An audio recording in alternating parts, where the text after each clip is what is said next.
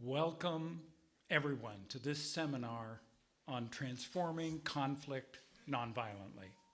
My name is Ken Buddigan. I teach at DePaul University in Chicago in the United States, and I serve on the executive committee of the Catholic Nonviolence Initiative. I'll be the moderator of this seminar, which is the second one in the series entitled The Power of Active Nonviolence, Transforming the Church, Changing the World, a program organized by Pax Christi International's newly inaugurated Catholic Institute for Nonviolence. Today's seminar is a response to last year's Synod on Synodality synthesis report, which called for, quote, more reflection and formation in order that we can manage conflicts in a nonviolent way. We're very grateful to have a powerful panel of changemakers and scholars who will shed light on this critically important theme. Our panelists will share experiences of nonviolence applied in local communities around the world to address different expressions of violence. To help us focus on the power of active nonviolence in the church and the world, we'll take a moment to watch the following short video.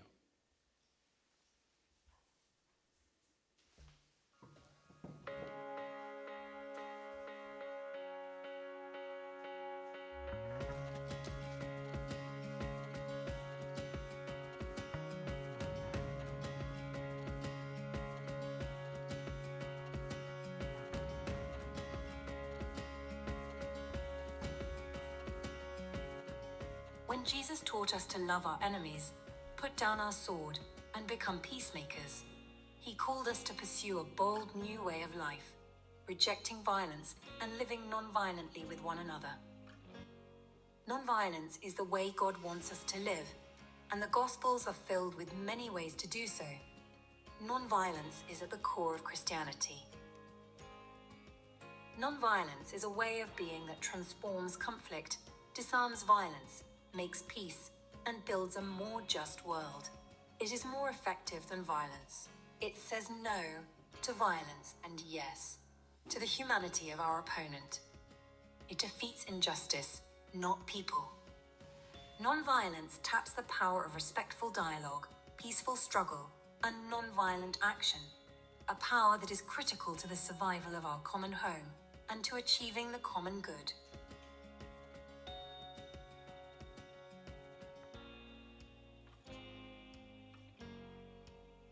In a world of violence, injustice, and oppression, the Church is increasingly heeding the call of the Gospel to turn from the path of violence and instead to embark on the way of creative nonviolence.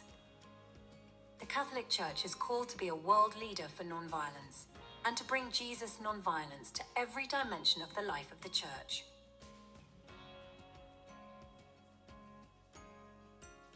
Nonviolence is the power of love in action, resisting and disarming violence, promoting human dignity, fostering reconciliation, justice, and peace through non-violent means. It has 4 dimensions.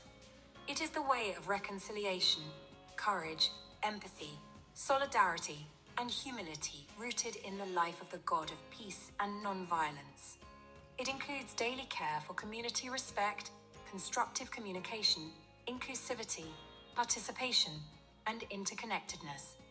It is a spectrum of effective, cross-cutting approaches for preventing or ending violence, transforming conflict, protecting human and earth communities, and nurturing a more just and peaceful world. Nonviolence is based on the interconnectedness of all that exists. It has the power to transform and heal the world because this foundational unity is even deeper than the systems and structures of violence, injustice, and oppression that dominate our lives and our world.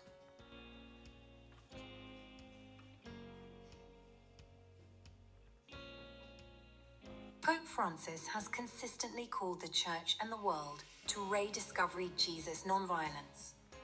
His Holiness has provided hope to people everywhere by addressing the most serious challenges facing the world, by denouncing violence in its many forms, and by shedding light on non-violent pathways to a more just and peaceful future.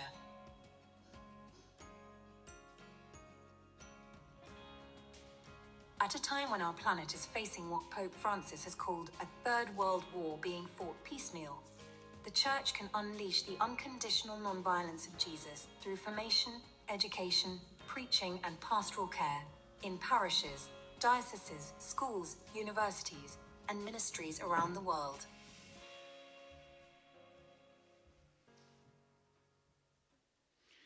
We're so grateful that you're all here. These seminars have been organized to respond to the crises of our time. In his 2023 book entitled, I Ask You in the Name of God, 10 Prayers for a Future of Hope, Pope Francis echoed Dr. Martin Luther King Jr. by saying, it is no longer a question of choosing between violence and nonviolence, but between nonviolence and non-existence. And then Pope Francis adds something really dramatic, which is, and then it's up to us. The choice is up to us. In the midst of global violence and injustice, Pope Francis is asking each one of us to make this critical choice, nonviolence or non-existence.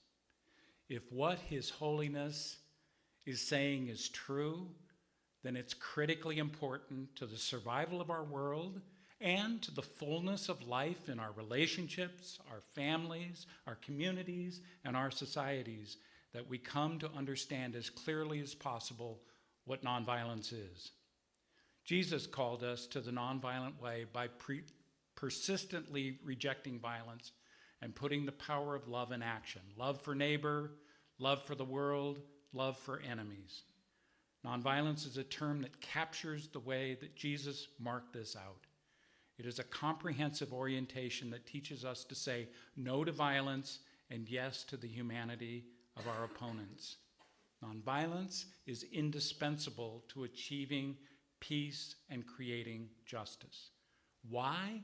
Because it is both a spiritual power and a practical method for resisting injustice and humiliation, refusing to be enemies, transforming conflict, overcoming separation, fostering dialogue, and working through differences, all done with respect and care for one another, even our adversaries. It is for all these reasons that we see the Synod on Synodality as an active form of gospel nonviolence. In this spirit, we're happy to have with us this afternoon our panel on transforming conflict nonviolently. First, we will hear from Nicolás Paz, a civil mediator, a faculty member at the Pontifical University of Salamanca in Spain, and a program officer of Pax Christi's Catholic Nonviolence Initiative. Next, Sister Sheila Kinsey will present. Sister Kinsey is the former executive co-secretary for the USG and UISG Justice, Peace, and Integrity of Creation Commission, a developer of the Integrity for Nonviolence program, and the Catholic Nonviolence Initiative representative here in Rome. Next, we will hear from Edgar Antonio Lopez, PhD, a professor of theology at the Pontifical University in Javeriana, Colombia. And finally, Pat Gaffney will share. Pat is a peace educator and past General Secretary of Pax Christi, England and Wales. We ask you, if you will, to hold questions you have after all of our panelists have presented, and we'll begin with Nicolás Paz.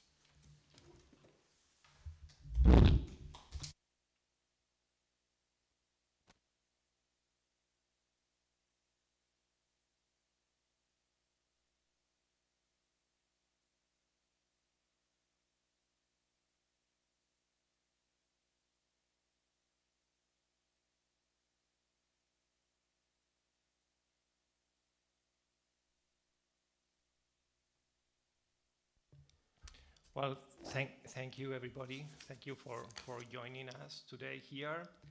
And, well, thank you also to all the people who are following us on the live stream today. It's really an honor to be with all of you here. Let me introduce a little bit myself. so you can understand what I want to share with all of you and where this comes from. During the last 11 years, I have been working as a civil mediator, both mediating directly on conflicts on a daily basis, and also training others to become professional mediators or to develop nonviolence strategies, methods, and tools to transform conflicts. Just to mention, for example, I have been training social services technicians, NGO staff and volunteers, primary, secondary, high school teachers, hospital staff members, firefighters, policemen, or even officers and non-commissioned officers in the army. My work has implied learning to deal with different types of levels of violence, including psychological, physical, or structural violence, and specific situations with gender violence, sex abuse, bullying, mobbing, and polarization and radicalization processes. But my main work has been working with families. In fact, I could say that each family in the world deals every day with the decision of managing a conflict in a violent or a non-violent way. And one single family can contain, through its different members, all the spectrum of strategies, tactics, and tools to deal with conflicts, from the violent ones to the non-violent ones. Pope Francis stated, "If violence has its source in the human heart, then it is fundamental that non-violence be practiced before else within families." Well, that is what I've been trying to do, and others like me, practicing and facilitating strategical, methodological, and applied nonviolence tools within families.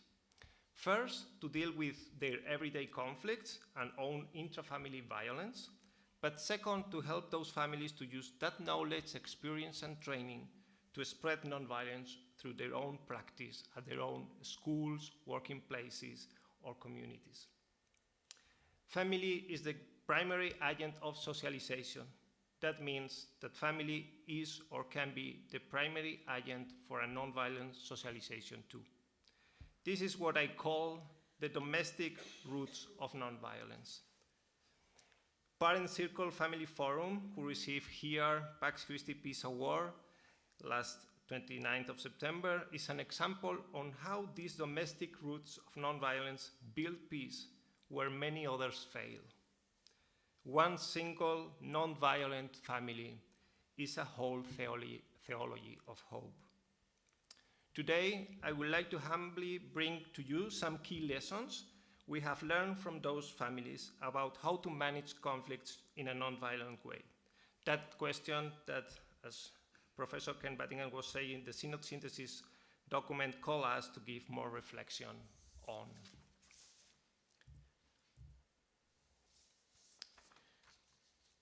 Some of these lessons are, most of the time, in most everyday situations of daily life, in most places, people behave non-violently. And they do so simply because it works, because life is better in a non-violent context. It happens that sometimes we just forget this. Second lesson we have learned is that any person is capable of exercising violence, but that also means that any person is capable of practicing nonviolence too. Using one or another is a matter of choice, but at the same time, there are contexts, spaces, times, and dynamics that facilitate the use of violence and others that make more difficult to exercise it. We need to identify and learn about those specific contexts, spaces, times, and dynamics which facilitate the use of violence and those which make violence difficult to be used. But I must say that we already know many of them.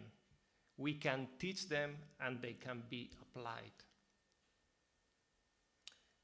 The third lesson, violence is something we have learned. If people only know about violence as a method to manage conflict, people will use violence.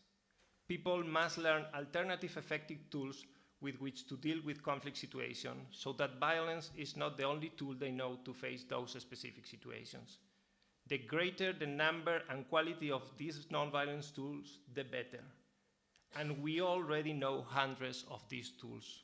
We can also teach them and they can be applied. For violence is situational. This means that not everybody responds to the same situations with violence, but some people do. Even the same person at different moments dealing with similar situations sometimes uses violence and other times does not. We don't need to try to change the person. What we need to change is the situations that facilitates the violent behavior, because different situations allow people to behave differently. Fifth, the cause-effect relationship between the use of violence and the achievement of results and related to violence itself is not determined. That is not science. It is a socially constructed myth, a cultural narrative that we feed every time a person obtains the effect he or she wants expecting to get when he or she uses violence. Being able to produce unexpected results when violence appears, that is, results that are not within that false cause-effect narrative, is a key nonviolent lesson to face violence. That is precisely what love your enemies, and if anyone slaps you on the right cheek, turn to them the other cheek also encourages us to do. Be disruptive. Produce unexpected nonviolent answers to violence. Jesus' love in action shows us how to do it. Violence and nonviolence are dynamic, that is, they are contagious. We should not give up building experiences of peace and nonviolence even when violence is present. Occupying spaces and times for nonviolence, even when violence is present, is a key strategic approach. Sometimes we also forget this. Violence is instrumental, both in the sense that it responds to an instrumental rationality and in the sense that it needs instruments to be developed. The fewer instruments violence has at its disposal to exercise it, the less violence can be produced. It is not only a matter of how we use those instruments, but literally a matter of quantity and accessibility. Families will use other words. They will say, keep those instruments away from children and adults. 8, to intervene exclusively on what we call the limited area of violence is a mistake. That is something that we have learned on many experiences. That, and I must insist, doesn't work. The limited area of violence refers to focusing our nonviolence interventions to exclusively around the perpetrators or the victims of violence. This kind of work reproduces precisely the interest of violence to keep violence being invisible, limited, and therefore acceptable. It is essential to work at the widest social level possible. All violence is social, and if it is not perceived as so, we must work on it. Bystanders are key to produce changes towards peace and nonviolence. Conflicts are not the same as violence. Violence is a specific answer to conflicts, and a very limited one. We are diverse people with different backgrounds, experiences, feelings, needs, and interests. Conflict should be expected among different people. That is why it is so surprising that we do not devote more effort, research, and training to know how to manage conflicts nonviolently. It is something that we should start learning since we are children, but it is never too late. Conflicts and violence are spatial. It is not a metaphor. There are physical spaces that facilitate a violent answer to conflicts, and spaces that facilitate a non-violent answer. It is key to learn to identify these spaces in order to avoid or transform the first ones, and to build specific non-violence spaces for peace. A spatial non-violent approach should be a fundamental first step at any non-violent strategy.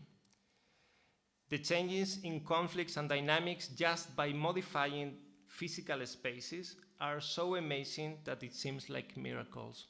I could share with you like hundreds of experiences where working with families with intrafamiliar violence, when we change how they use the domestic spaces, conflicts and the dynamics of them change so much. We have done this at family level, on the schools, on NGOs and organizations, and it's really so miracle to see how only these changes can really change all the conflicts, all the dynamics, and all the relationships.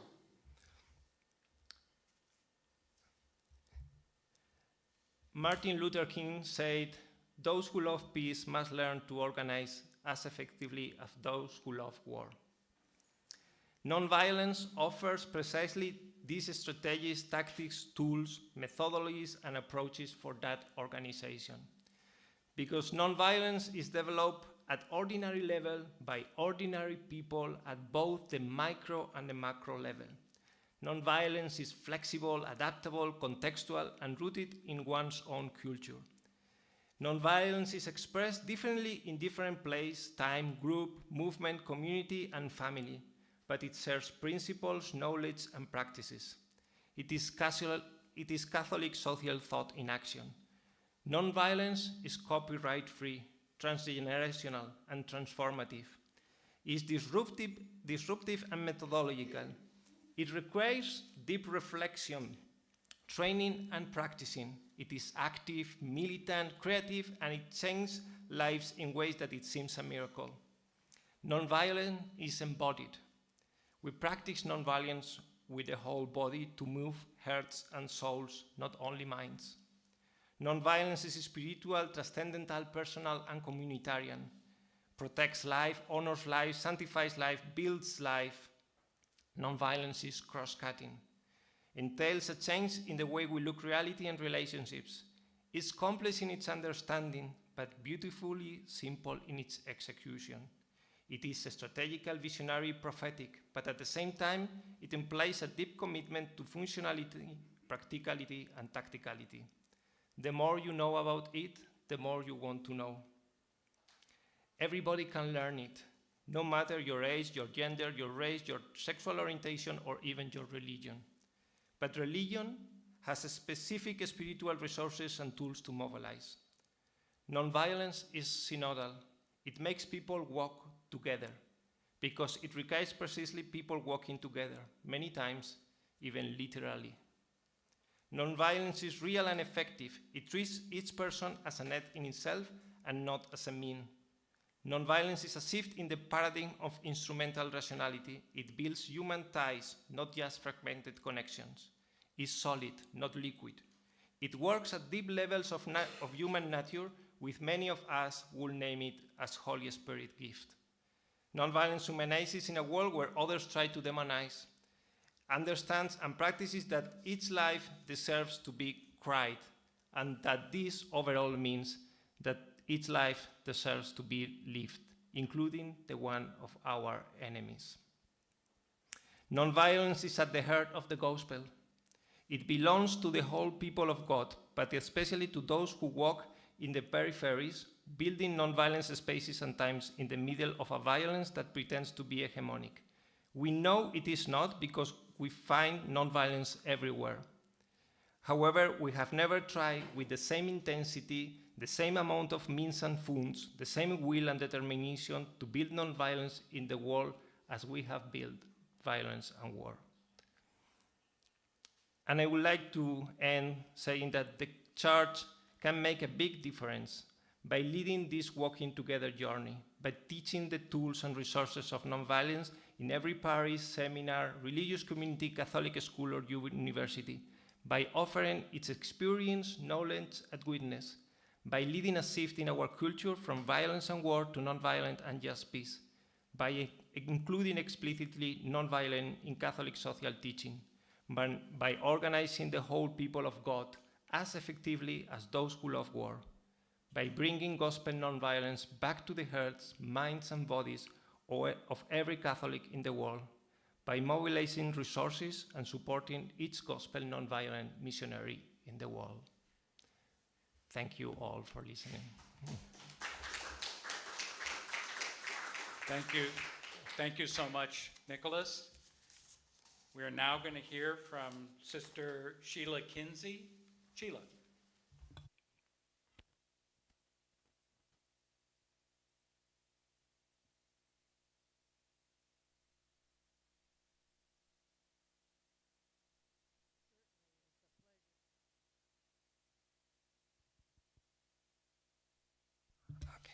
Certainly, it's a pleasure for me to be here with you all to share with you some ideas about how to manage conflicts through the transformation of nonviolence.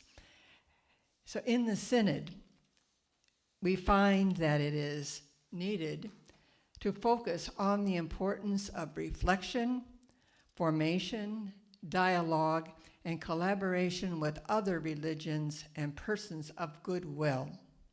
So in my reflection and formation, I do so from the lens of integrity for nonviolence. I have done this for 25 years. It's a process that began with my experience of working with victims of domestic violence and sexual assault. We wanted to offer alternative, a way of being and reinforcing a way of nonviolence. Through actualizing nonviolent behaviors, a person can strive to integrate what they say with what they are living and doing in their lives through the conscious actions motivated by intrinsic values of creating respect, practicing honesty, promoting justice, and nurturing wholesome relationships. When these values are congruent with the gospel mission, they become a way of life, a spirituality, and an ethical guide. I have found this process of integrity for nonviolence corresponds with the stories from people involved with the Catholic Nonviolence Initiative. These are persons who have witnessed to reflective lives and where values, experience, and education have been integral to their journey following the nonviolence of Jesus. And I want to share 6 of these stories with you.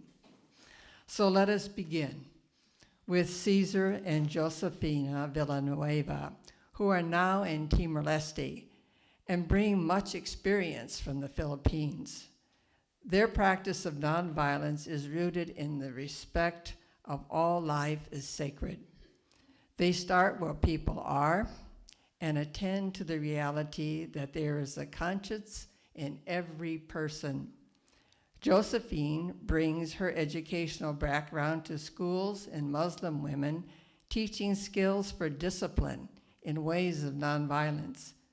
Cesar has a social service background and is in preparation for the Ignatian Spirituality Center for Peace and Reconciliation. Timor-Leste is a 21-year-old independent country and has a history of really struggling to become independent and in need of such a center. To the new experience in Timor-Leste, they bring a number of relational connections to the Christian family movement, which they dealt with nonviolence in parenting. In collaboration with the World Council of Churches, Cesar is a conflict transformation trainer. They have worked in parishes as welcoming and healing centers and diocesan work as third-party mediators. One dangerous situation in the Philippines requiring mediation involved sugarcane landowners and farmers' rights. Through the process of transformative mediation, both sides separately were able to clarify what were their rights and concerns. When they came together, they were able to bridge contradictions, and conflicts were transformed, realizing healthier relationships. They came to understand each other better and move toward a more just reconciliation. And here we see them training. That's our two people in East Timor. They're training young women in religious life and in seminaries to creative, transformative nonviolence and peace building. Next, we have Dr. Gerald Wayne Schlabach, a Benedictine oblate and a professor emeritus in theology, who works with human rights involving poverty in the integration of theory and practice through research and networking, including dialogue with Mennonites. He has found guidance following the Beatitudes as a way of life, and he emphasizes the importance of storytelling in finding inspiration in the life of Jesus. Gerald is working with Juan Atzip, a Guatemalan community leader, mentored by Father Stanley Rother, a priest from Oklahoma who arrived and served in there and lived with the Mayan people until his assassination in 1981. Father Rother was recognized as a martyr and beatified by Pope Francis in 2017. He defended the dignity of the Tzotzil people during the decades-long civil war of racism and repression in Guatemala. Gerald is providing guidance and editorial assistance to Juan as they seek to publish the memoir of Father Rother, affectionately called Padre Aplas. The book is unique because Juan wrote it from a Mayan perspective and with a Mayan voice. The title is He Listened to Us, a Mayan witness to Blessed Stanley Aplas Rother, and they hope to publish it in both Spanish and in English. So in this story, Juan and Father Rother had placed their hopes in development projects, nonviolent means, and patient reform over violent revolution. However, Guatemala's elite decided that this movement was too revolutionary. If the indigenous and other impoverished Guatemalans could organize their own health projects, agriculture co-ops, and radio stations, what other strength might they find in numbers and in solidarity? To sustain this possible change, Juan needed to share his testimony. He spoke out on the radio, putting himself in danger. His motivation to tell the story grew from his sadness at the erosion of the Mayan culture and his desire to spread Father Rother's vision to Catholics and everyone around the world. He does this not to honor the life of Father Rother and not to have this become just pious devotions. A peace park was built to commemorate a peace agreement on the place where 13 members of the community were killed. The result of the nonviolent protests was that it successfully won an agreement with the national government to set up the first demilitarized zone in Guatemala since the beginning of the brutal civil war in the early 1960s. Plaques were made that list those who died to protect the area, as well as Padre Aplas. Merwin and Christian de Mello were recently honored by the Marino lay missionaries with the Bishop Johnny McCarthy Spirit Award for their lifelong service in a wide range of faith-based and secular organizations around the world. The De Mellos have dedicated themselves to intercultural peace-building, compassionate justice, transformative service with marginalized people around the world. Kirsten, a Quaker by faith tradition, says that her attention with Marino has helped her attune to human stories, the complexity of human persons' lives, and how people can be suffering or experiencing different forms of violence in their lives. She communicates with respect and honesty and has built many relationships through her work. Merwin values deep listening and communicating from his core. He seeks to be hopeful yet realistic. He is intent on building dignity while constantly aware of the grievous harm caused by shame and humiliation. His foundation in Catholic social teaching and learning from the nonviolence and peace-building principles in other faith traditions enables him to adapt to new and complex situations across cultural and faith dimensions. In Afghanistan, they were peace advisors with the Mennonite Central Committee, assigned to an international humanitarian organization to develop the peace-building program. Their role was to draw upon the concept of do no harm, to integrate principles of peace-building into all projects using culturally and religion-sensitive curriculum on conflict resolution, trauma, and justice. Back in the USA, Kirsten and Merwin continue their path of sharing from their experience with the concepts of nonviolence and peace-building, influenced by their own journey. One of Merwin's work areas is serving the immigrant refugees population in Washington, D.C. An area of tension arose when there was a different range of services. More services were available to the refugees and migrants and not to those available to vulnerable citizens in the United States. So working closely with agents across sectors, Merwin advocated with the government to raise awareness on the sensitivity of the situation and helped acquire equity in the provision of services to both populations.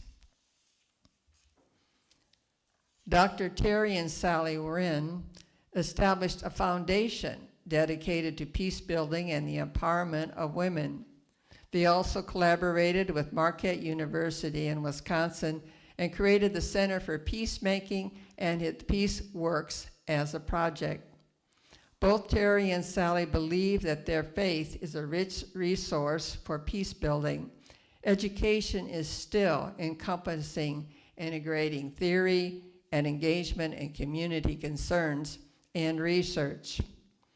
Dr. Wren teaches at the University Center for Peacemaking and believes that we are hardwired for cooperation. In following Jesus as a peacemaker, he advocates actively revisiting oppression and violence embedded in our culture. Jesus was about reconciling people. The Center of Peacemaking fosters research and action for the promotion of peace, human dignity, and justice. PeaceWorks promotes programs for awareness raising and to develop personal and social skills. Students learn how to manage and control their emotions. As a result, there's been a reduction in violence, absenteeism, and suspensions.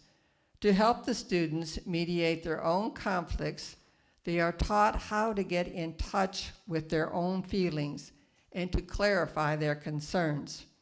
There are also trained mediator teams from the Peacemaking Center that can be requested by the schools. The Peacemaking program has educational components, resources, and community involvement, including immersion experiences in India and in El Salvador. They do data collection and analysis of problems they seek to address. Father Francis Chioque is a Dominican whose spirituality influences his life, and he looks honestly at the experience of tribal difficulties. He serves in the Dominican province in Nigeria and in Ghana. He coordinates the Inner Africa Order of Preachers, students dialogue through events, sports, and games. He believes that sports and athletics are powerful tools to increase community and friendship while decreasing hostility and isolation that arise from tribalism. Sports facilitates human interactions that foster dialogue in other parts of life. This nurtures the will and intellect of the players, causing them to grow in community and friendship. Sports can create a welcoming structure that allows people from different backgrounds to come together for a common goal. It supports accountability and responsibility. Father Francis is convinced that the mutual enjoyment of sports will bring people together, overcome their differences, and foster a trusting, nonviolent society. And finally, we have Father Bernard Isander, a Marian Hill missionary actively working in Kenya. He believes that it is important to respect the innate value and essential dignity of all persons and to protect life through dialogue, understanding, forgiveness, and spiritual growth. He feels strongly in the love for justice and fairness and empathy for all humanity, which emanates from the call and mission of God. The negative impact of violence affects generations, but the spirituality of solidarity and interconnectedness of life can heal those scars. His clarity of vision influences the training of young people in Kenya in the values of respect and honesty, justice, and wholesome relationships, which are integral in Integrity for Nonviolence based on gospel values and actions. There is much energy and eagerness to continue learning and to be involved in nonviolent actions with each other and the environment. During the past summer, the workshops took place in the midst of young people demonstrating against the bill to raise taxes. The participants consciously practiced characteristics of nonviolence and were so pleased with how these worked that they shared their characteristics and behaviors with others. The enthusiasm for practicing nonviolence continues to be high. Here we see they are being trained to care for the environment in a couple of different ways. And also, if you were there, you would be hearing them sing their anthem, Brother Sun, Sister Moon, which characterized them throughout what they were doing. So you have examples there of contour farming, cleaning up the environment, composting, and then also irrigation.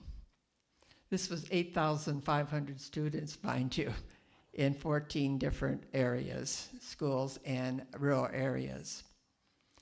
This has been our journey to address the concerns raised in the Synodal Summary regarding the importance of reflection and formation in managing conflicts in nonviolent ways and being in dialogue and collaboration with other religions. We have shared stories of persons witnessing to courageous practices of transforming power of nonviolence. Through the years, their reflective lives have developed the integrity of their words and actions, motivated by their values in congruence with the mission of the gospel. The pattern of formation has given them the strength and knowledge to consciously adapt to new experiences in nonviolent ways.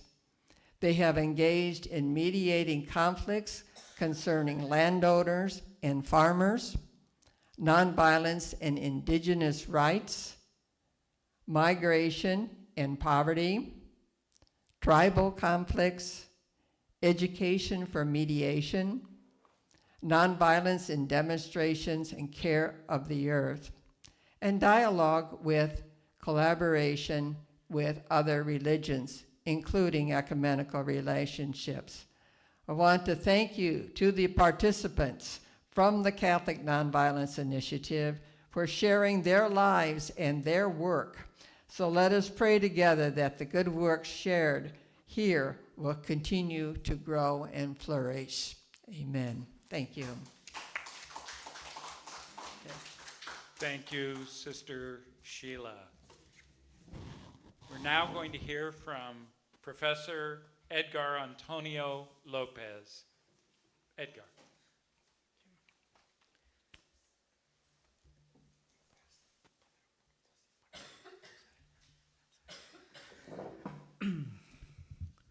Well, thanks to the Catholic Nonviolent Initiative for this invitation and for organizing this meeting.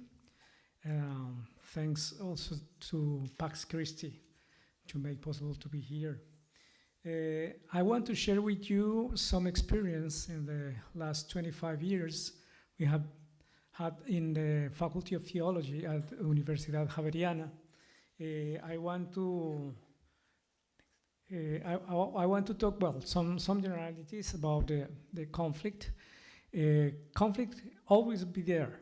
I mean, in last years we talked about a solution of conflicts, conflict resolution, but we now talk about managing conflicts and transformation conflict, that it is more precisely expression.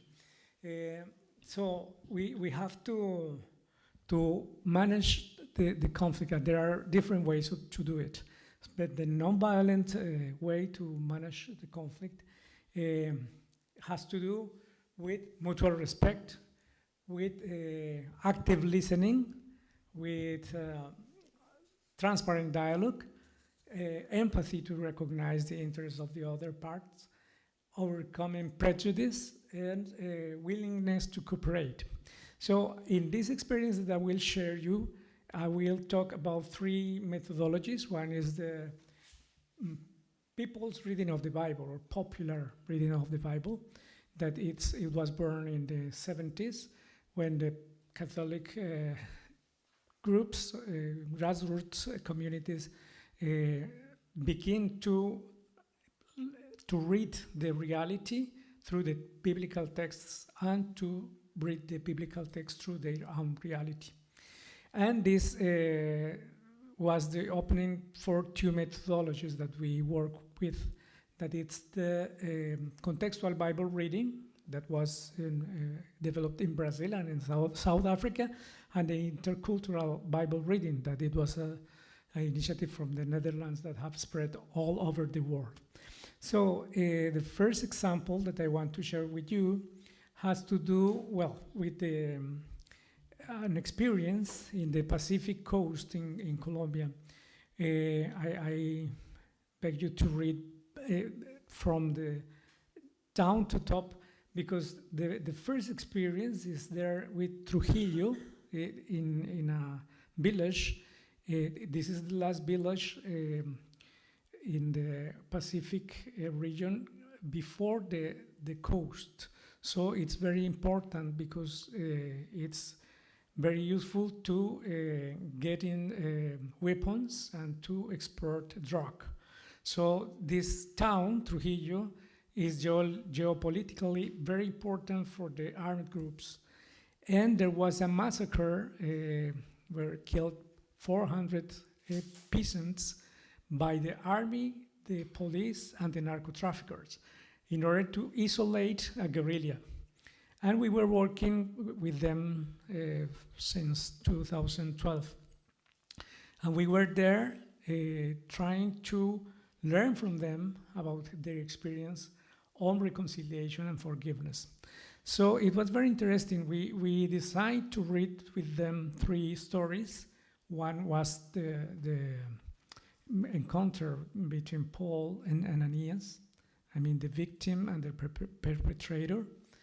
The other one was the encounter with 2 brothers, Jacob and Esau. And the third one was the encounter of the 2 sons with the merciful father.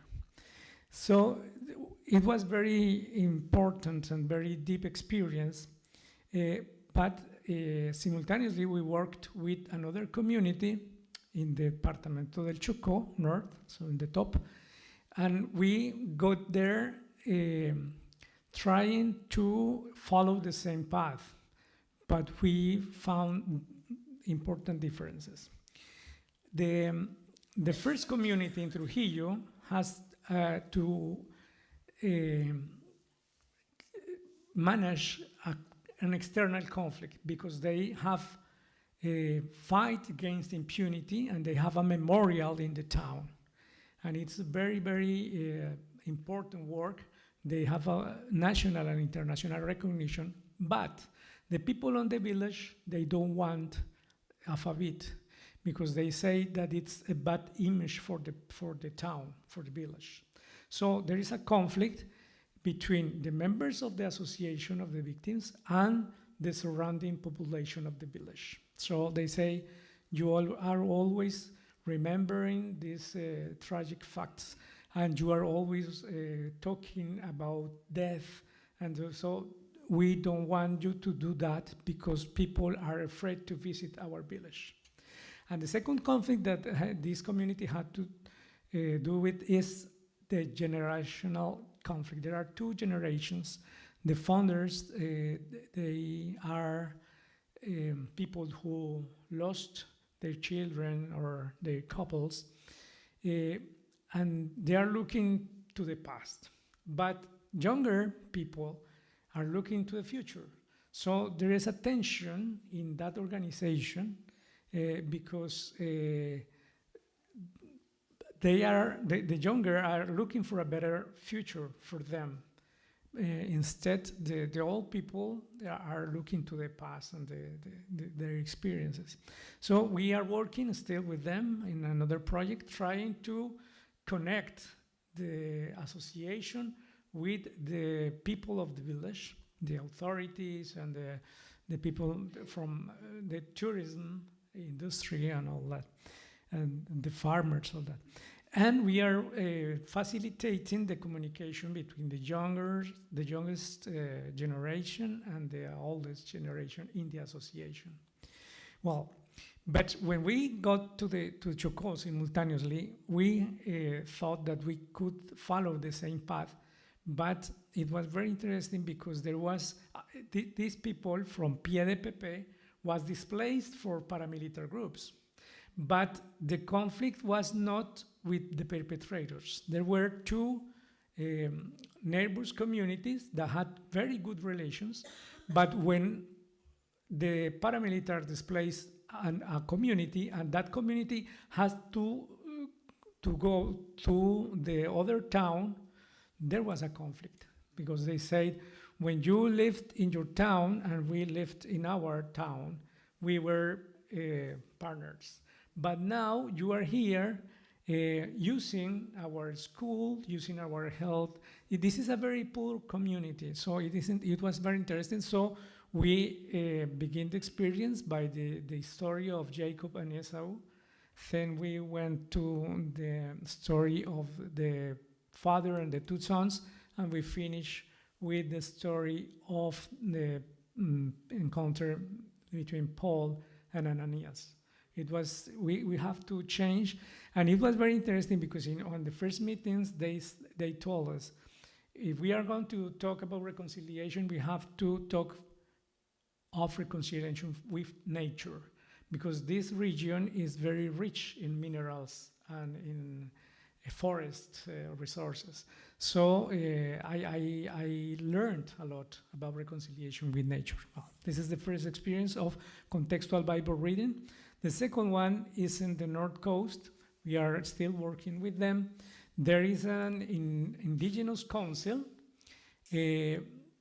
that had to prepare the community to let an oil company to get oil from the soil. But the community was not happy with that. The community didn't agree. So the oil company offered money, but also infrastructure for the community. So they let to get into to take the oil.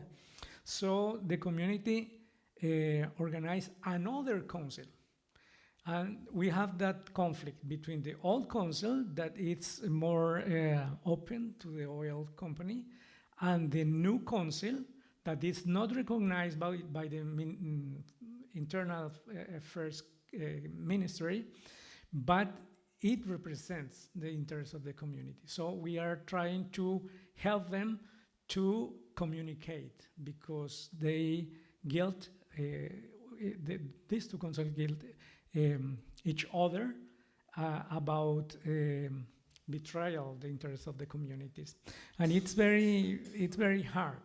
Well, the other in that experience, the same experience, we have working with Pentecostal churches.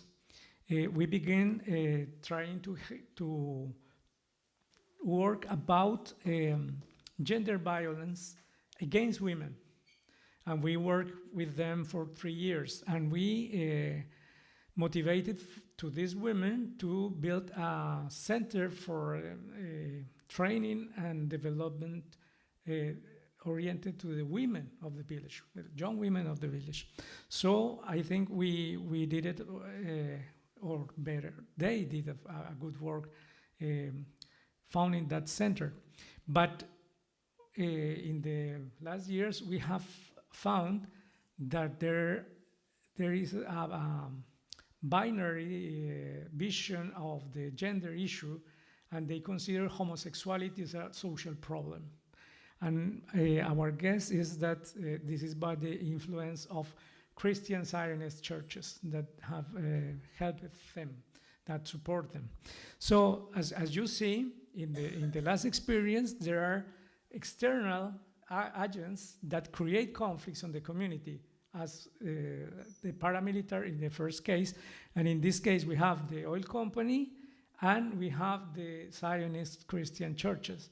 And we are trying to let them to figure out that there are not two ways to live sexuality, and that homosexuality is not sin. Okay, thank you. Now, about the intercultural Bible reading, we are reading the second myth of Genesis, the creation, about the soil and the water, the creation of Adam and Eve, with indigenous communities. And the first example is, sorry, I skipped it. This experience was about the experience of the widow and the judge in the Gospel of Luke, where you remember that a widow insists to the judge until the judge fed up and made justice. And we read that among other groups, with a group of widows in Tierra Alta, Córdoba, that have lost their husbands because of the paramilitary groups, and with survivors of the civil war in El Salvador. And well, there was two parish groups, but this is about the center of training and orientation that the parish had for young people that were part of gangs, maras, and El Salvador is the name, maras. And they work with the catechistas, yeah, catechists, young people in the parish of San Jose in Tierra Alta. And it was very interesting because as the widows, real widows in Tierra Alta had said that it was not true that the women just insist to change the mind of the judge, but they had to have relations with the judge to convince them, because it's their own experience. It was overwhelming testimony that they gave us. So as they complete the narrative holes, these young people from El Salvador in Las Maras said that maybe the judge was afraid because, as the text don't say what happened to the widow. So they say, maybe one gang killed the son of the women, or maybe her husband, and she visited the judge with the people of the gang. So there was some kind of construction. So this is very interesting way to fill the gaps, the narrative gaps of the stories. But there was a conflict between the young people of the gangs and the young catechistas, because the Christians, participants of the parish, said that the young people of the gang don't have the right to fill up the whole narratives, the narrative holes. So they respond to them that this was not a project for theologians, or it is not to be a biblical scholar or theologian to participate in the project. So it was very interesting because the catechist group have to write a letter saying that they were right, the gangs people. So there was some kind of reconciliation. And in this method, the intercultural Bible reading, the two groups read the same story and interchange their own interpretation. And they ask about the differences of the interpretation. Well, so this is the other experience. And the last experience I want to share with you is that one that we are reading right now, the Genesis, the second narrative of the Genesis, with some groups in Latin America. And it was very interesting that groups from Guatemala, El Salvador, Mexico, in San Bartolomé Las Casas, it was the starting point of the project, because they say to my colleague, Hans de Witt, they say, it would be nice to read the story of the El Sembrador, the seeder, yes. Because the problem was that all the people in the village were working with popping cultives. As they don't know to do that, they were being rejected and being stigmatized by the population. So they had to leave the village because they didn't want to participate in that business. And it was the same that we found in Silvia, Cauca, in Colombia, where the indigenous people have a big problem with that illicit use of ancestral plantations of coca. This is an ancestral and a ritual plant, but they are using now, the traffickants use it to produce cocaine. And it was also a problem in La Paz, in El Alto, in Bolivia. So here you can see how external agents create problems, create conflicts, and the communities has to manage that conflict. And we have found that some stories like this help the communities to grasp some elements to try to transform conflicts. So in the same experience, we have also some problems with Guatemala and in Chile, with Mayan people and Mapuche people, that had to do with the plantation of, well, here is a Colombian group, the Wayuu. The problem is water. When they read the story of the Genesis, they said it has to do with water that can use to produce food.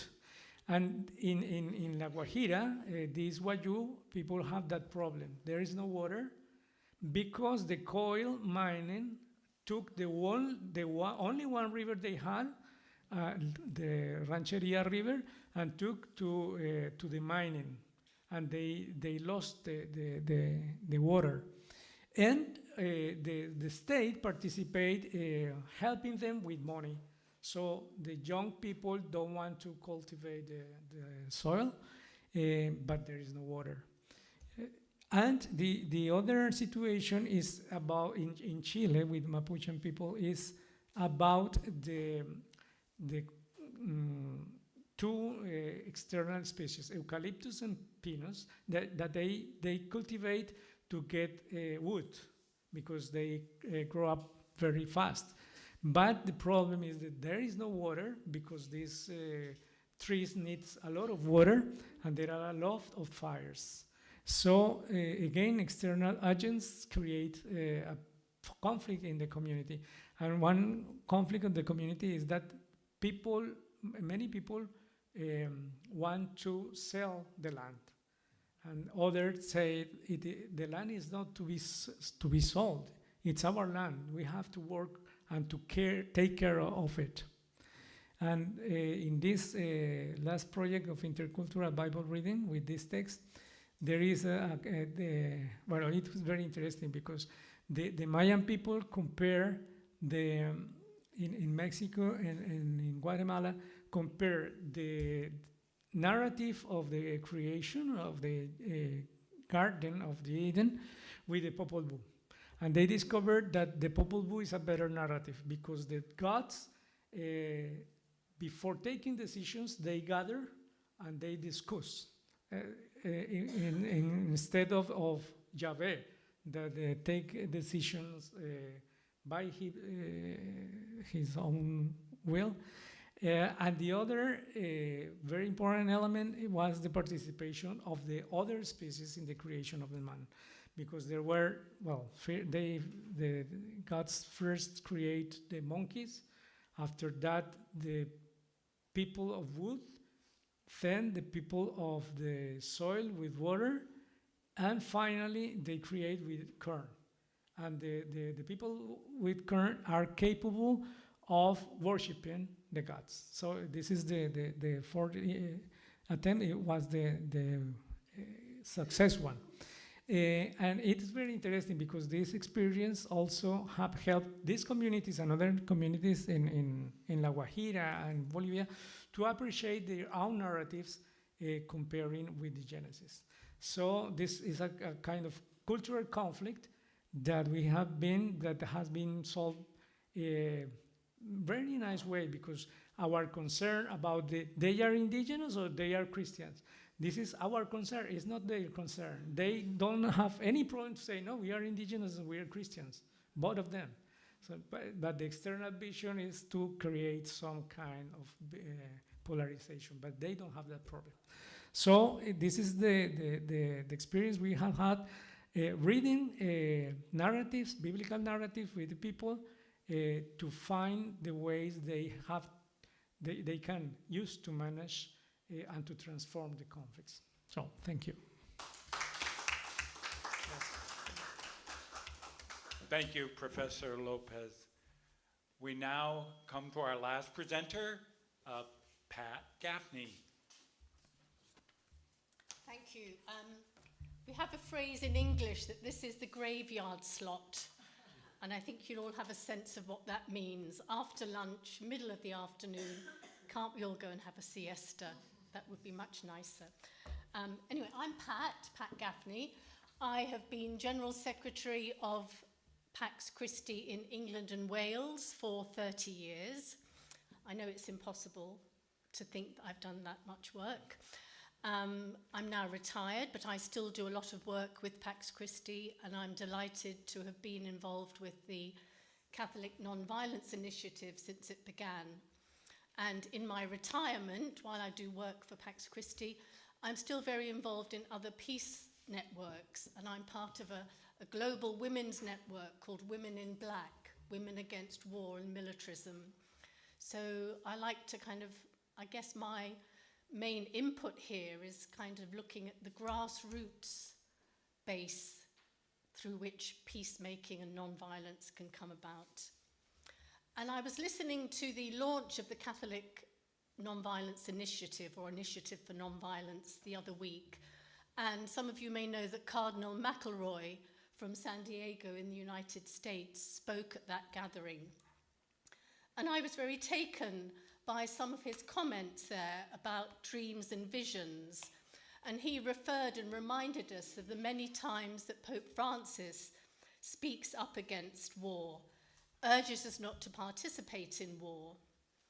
And peace and nonviolence, according to Cardinal McElroy, are a dream, but a dream that is so much better than the nightmare of war. So it's difficult, it's going to be hard to achieve, but my goodness, don't we need something better, and can't we do something better than war? So I was very taken by that. And he also pointed out that non-violence should be drawn to the center of the way in which we think about resolving conflict and war. Not at the edges, but let's bring it to the center of the way we begin to analyze and make decisions about war and conflict. So Pax Christi and the Catholic Nonviolence Initiative are really all about making this dream become a reality, trying to root it and pull it down. And in doing that, rooting it down, listening to all these experiences we've had here, isn't it amazing, the different approaches and techniques that we've heard about? And what I find amazing about them is that they're effective, they're bringing about change, but I also imagine the hope they are giving to people in the process. The hope that they are giving to people in the process. So we're not talking about pie in the sky and something that will never be achieved. We're talking about things that are being achieved every moment of the day. So preparing this talk, I was looking back at some notes, and this time last year I was in Dublin speaking at a conference introducing this Catholic Nonviolence Initiative there. And I came across a flyer that I used then, and it was just to remind myself, but also to remind the people who were there, that for Pax Christi and the Catholic Church in recent times, this pursuit of nonviolence is nothing new. Some of you here are old enough to remember this man, Edgar, who was the Archbishop of Recife in Brazil. And in 1997, he was in Dublin for Pax Christi, speaking at a conference on non-violence. And you will know that it was through Edgar that we came to use this term, the spiral of violence, the cycle of violence. And we're hearing it again every day when we're listening to what's happening in the Middle East. So he gave us this kind of analysis of linking poverty and injustice and repression and violence. So helpful in helping us understand the roots and responses to violence today. So it's nothing new to us, this path of non-violence. And a few years later in Ireland, they had some gatherings of young people to continue the conversation. And I don't know about any of you, but in England, I get quite irritated sometimes with some of my friends who are not Catholics, but who say to me, oh, we should all become Quakers because they've solved the problem of what violence is, and they're committed to peace. Or we should all become Mennonites. And I just look at them and I think, but we have a wealth of tradition and story and practice and scripture and modelling of non-violence in our own tradition. Why aren't we celebrating it? Why aren't we doing something with it? So that's just a little irritation I have from some of my lovely Quaker friends. I think Quakers are wonderful, but Catholics are wonderful too as peacemakers.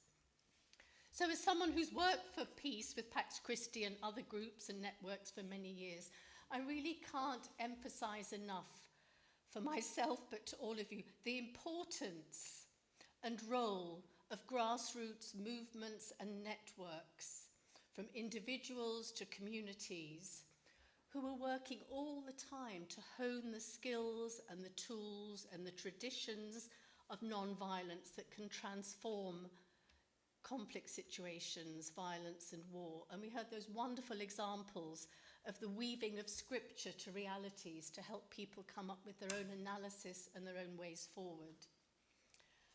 But I've never found talking about peace and talking about non-violence easy. And I need, as an educator primarily, I'm very involved in popular education, peace education, to always find some kind of shape and some kind of human story or human term to help my own imagination come to grips with what this thing of peace and non-violence is all about. And sometimes I think symbols and symbolic acts of witness can help us. And we're very used in our faith journey, in our faith story, to the importance of symbols. They inform our faith. They inform our spirituality, but they could also be informing other aspects of our life. I'm sure many of you will have come across this image here, this image of the Tree of Life. It was made in Mozambique, and it was created by artists there as part of a project that was called Transforming Arms into Tools. It was a project that was inspired by an Anglican bishop, Bishop Dinis Senagula, who was involved in a project of kind of trying to collect weapons, and collectively they gathered 900,000 weapons, took them out of use, and began to turn them into sculptures like this, the Tree of Life. Another one was called the Throne of Weapons. And yes, it's symbolic. Yes, it's artistic. But I think it also conveys something about that scripture passage, swords into plowshares. It's possible to transform things which have an evil use into something that has a positive use. The other image there on the screen is of a little bullet. I keep it on my shelf above my desk at home, and I was going to bring it, but I thought, no, I'll get caught in security, even though it's been transformed from a bullet into a cross. And that was given to me by a friend who worked in Angola, where similar projects were being run. And this whole idea of weapons decommissioning, bringing weapons out of the use of the military or guerrillas or whoever actually has access to them, has been something that we've seen across many nations. I think in Colombia probably too, there have been systems like this. I've come across them in the Philippines, where communities begin to make their communities gun-free zones, weapon-free zones. And this is another way of capturing the imagination, looking at people's realities, but beginning to say, well, those realities don't need to be so harsh. We don't need to live with the inevitability of that violence. And these are some of the steps and some of the outward expressions of what transformation might be about. Maybe in some of your own towns and cities, this project, this kind of imagery is seen in relation to things like knife and gun crime that we experience so much today with our young people and the gangs that are forming around many of our cities. And in London, it's become a huge problem, knife crime and gun crime. Young people are victims of violence as well as being the perpetrators.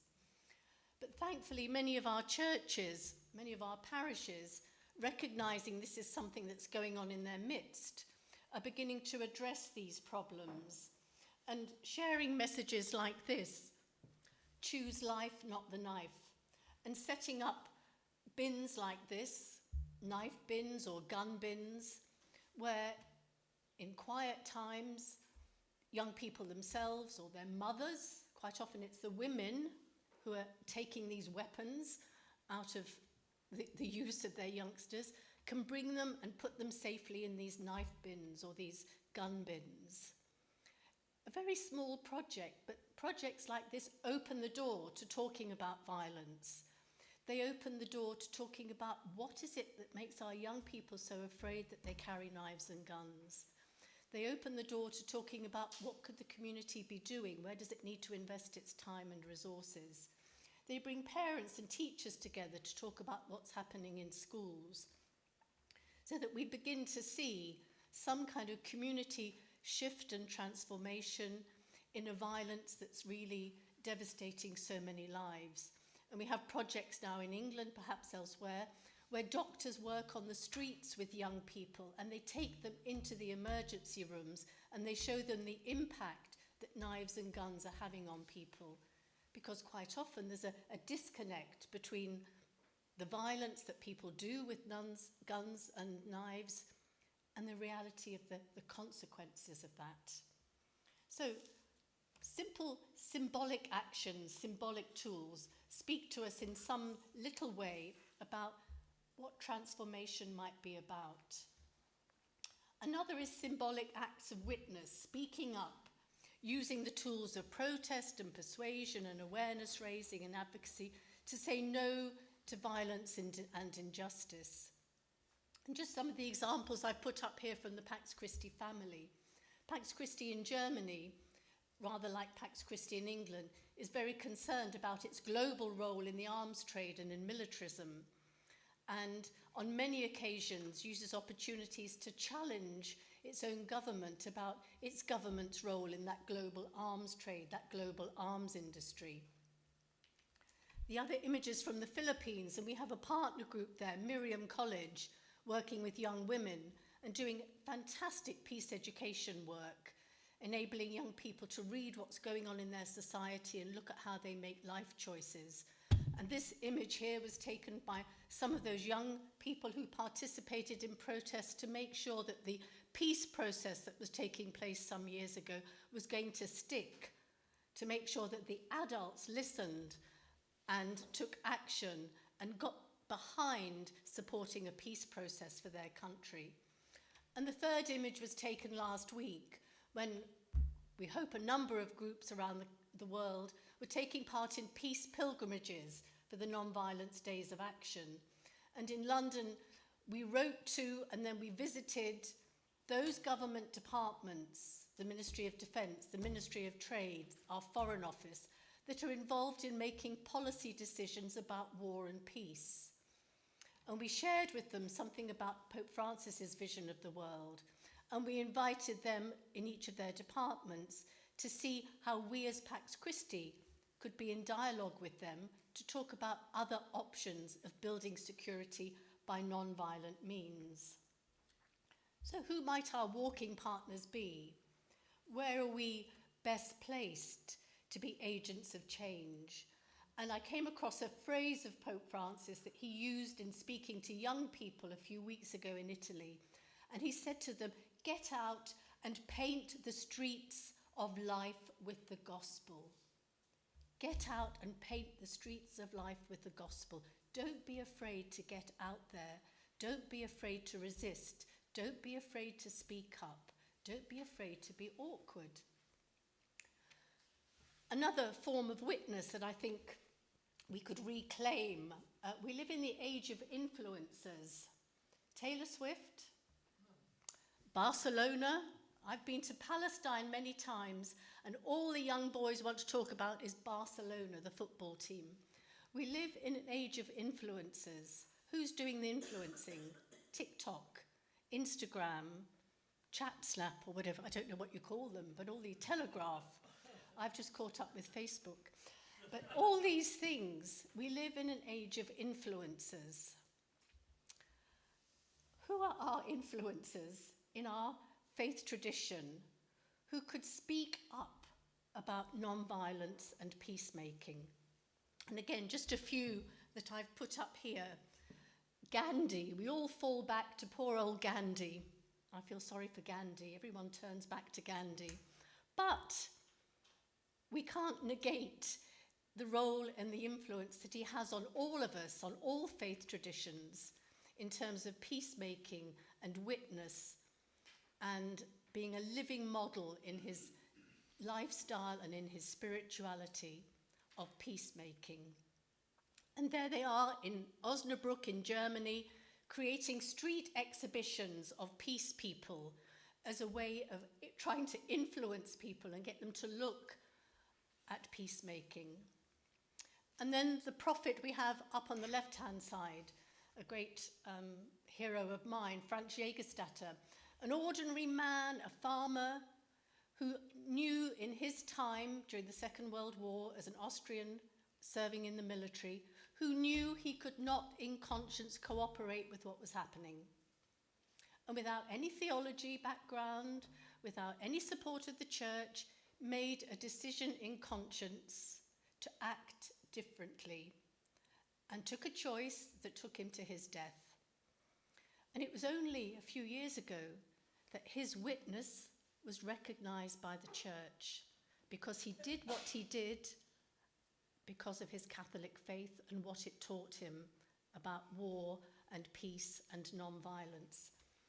And then we have on the bottom here the image of people recognizing and celebrating Berta Cáceres, challenging the violence that was being done to her people and to their environment. And how many environmental defenders around the world do we hear about at the moment who are being killed for their speaking out, calling out? How many journalists are we hearing about at the moment? Influencers, journalists. An unprecedented number have been killed in Gaza and Palestine. They are influences. How are we telling their stories or allowing their stories to tell give us something, insights into non-violence? So how can we seek out our own influences, be better at celebrating our own peacemakers, look out for them in our own communities, give them a place in our parish, in our school, in our community, and recognize that they're in our midst? And we've already heard about earlier about the Peace Prize that was given to the Family Circle just 2 weeks ago. Ordinary families in Palestine and Israel refusing to be enemies and finding different ways of working together. And they're just one example of many in the Palestinian context. Soldiers who are part of combatants for peace. Soldiers who are part of breaking the silence. So even in that context of a very real war, there are peacemakers in the midst of that conflict. We're celebrating, I got it wrong, it's not 10 years, is it 14 years that Francis has been in? We're celebrating, I think, 14 years of Pope Francis's non-violent actions and witness for peace. And, you know, if you trawl around and look at the breadth and depth of his visits and the places he's been to and the people he's spoken to, it's an enormous range of issues and concerns. And I've just chosen 2 images there that I think speak about the power of witness. Pope Francis praying in front of that damaged Christ of Boyoja in Colombia, a church that was caught in crossfire between guerrillas and paramilitaries where hundreds of people were killed. And Pope Francis praying there at the separation wall in Bethlehem in 2014. And that still means so much to the people of Bethlehem that he got out of his vehicle, walked across, put his hand on that wall and prayed. So the power of presence and witness, so clearly demonstrated by Francis in so many war-torn parts of our world. It's as if he's trying to reclaim those places from the violence they're experiencing to something better. Searching for ways forward through the prayers he offers, through the presence he makes, through the accompaniment that he's giving to people, to show an empathy and a sincerity and a humility, and speaking truth to the power of the violence that those communities are experiencing. So I think acts of witness, wherever they're happening, can communicate something about the spirituality of nonviolence and recognize that nonviolence takes courage. All the examples we've heard about today, for those communities, they have to be courageous. It demands persistence. You don't do it once, you do it twice, you do it 5 times, you do it 10 times, you go back and you do it again. It demands sticking power. We're not just in this for the short term, this is a life commitment. And they're acts of witness that can encourage and urge all of us to make the better political and social changes that we can make as citizens of this world and make a difference. So we have to let our imaginations speak to us through symbols, through act, through witness, through people. And we have to also use our imagination to ask our churches to do a little bit more about nonviolence. And our churches, we have hundreds of institutions and universities around the world, millions of catechists and teachers, mothers, those working on sacraments, those running spiritual programs. How much is the word peace and nonviolence part of their story, what they're telling? Our universities could create research programs that include more on the theology and practice of nonviolence, and we're seeing that happening, and it's great that we have a group dedicated to that work. Universities and colleges could partner with more secular institutions and projects and offer training in the theory and the skills needed to implement nonviolent change around and about. They could be creating champions of nonviolence to live and work on the front lines of violence. Conflict transformation skills, I think, could also be taught well in seminaries. Our seminaries are diminishing in England, but they're thriving elsewhere. But our seminaries and places of formation could be, I think, excellent centres for bringing in more about nonviolent conflict transformation, nonviolent skills, because they're going to be leaders of the future. And these skills enhance leadership. These skills would enhance the way we understand service in community. The exploration of the gospel of nonviolence and peacemaking could be better integrated into the way we do our sacramental programs, when we root our life experience and spiritual values and catch up with the realities that people are living in.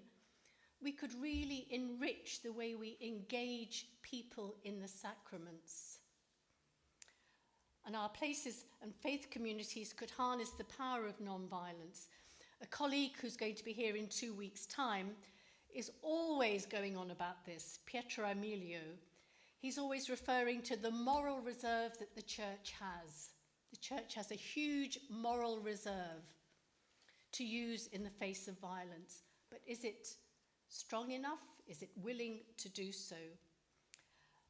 We have great connectors in our church communities. We have facilitators, people who are deeply embedded in our communities all around the world, as we've heard well described there by Edgar and what he was talking about.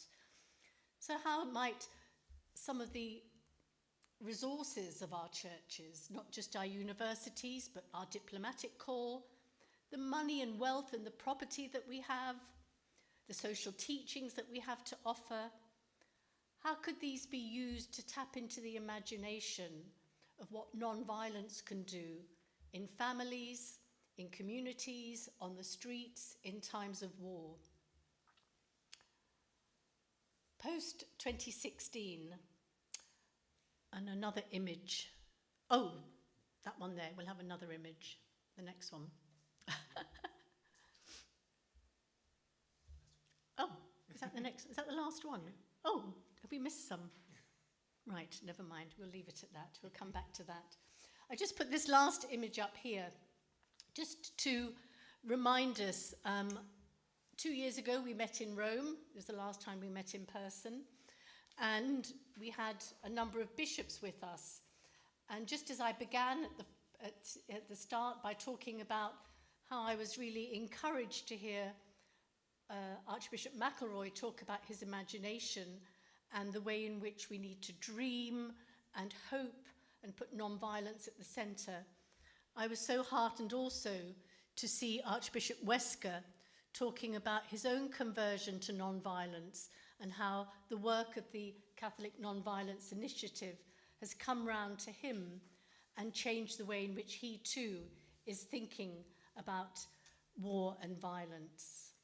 So in our common desire to work for peace and care for the earth and end violence wherever we might find it, I think we just need to remember, as I said at the beginning, it's happening at the grassroots, that we, the people, are already putting on the right track, this track of nonviolence, this track of active peacemaking, this track of instructive engagement. We're learning from each other. We're trying to support each other and offer solidarity to each other. But we could be better resourced. We could better learn to communicate about nonviolence.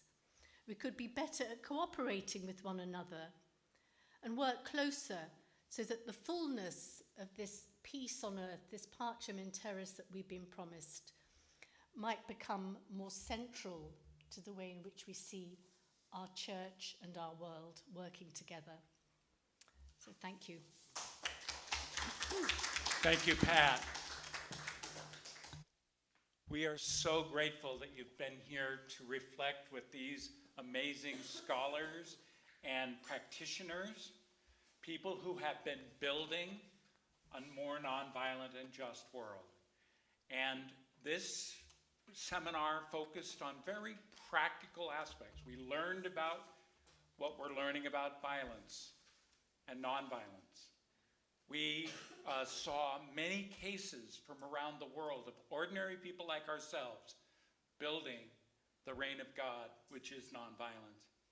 We had Bible study that is happening in local areas in Colombia that's showing how we can engage in conflict transformation out of our rich spiritual resources. And finally, Pat brought our marching orders as a church.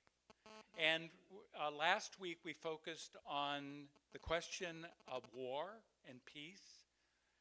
Next week we will focus at the same time, with lunch included, for the Synod and others, on the question of nonviolence and self-defense, which was also raised by the Synod last year. Today we focused on what we have at our disposal. We, as the Catholic Nonviolence Initiative, believes that the church is doing much, but it can do much more. And we hope that there will be an official teaching on nonviolence and just peace as the church moves forward. And we're so grateful that the Synod is gathering now, looking at the future. We invite reflection on active and creative and faithful and effective nonviolence. Let's have a round of applause for our entire panel. We're so grateful you were here, and this concludes this panel, but as we're going out, I'm sure we can have more conversation. Thank you.